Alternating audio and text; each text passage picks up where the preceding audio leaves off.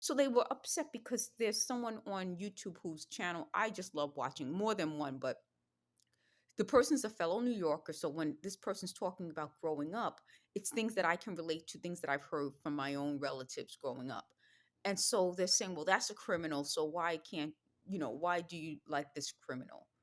First of all, didn't they say they're the criminals? How many times am I going to have to step out of my reality into theirs to understand any of this?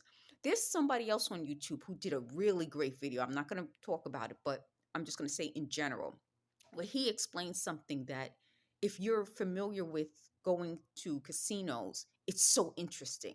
Like, I'm the type of person, if I go to a casino, I know, okay, I'm not going to win on that. I'm not going to win on that. I'll sit at a slot machine and play for a limited amount. Like, I have a determined amount of money that I want to burn, and that's it.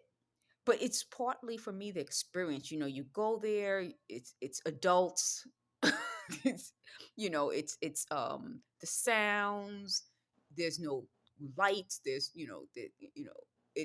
there's no time. It's just, for me, it's fun.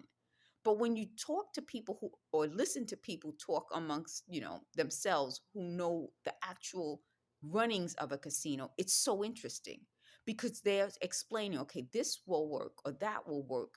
These games aren't meant to for the player to win.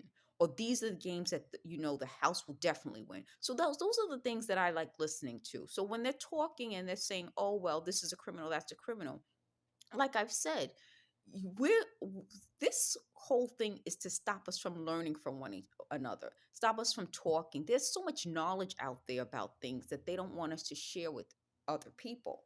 So when you're talking about just sharing knowledge, well, why wouldn't you want to have someone who had a criminal background talk about the knowledge that person has?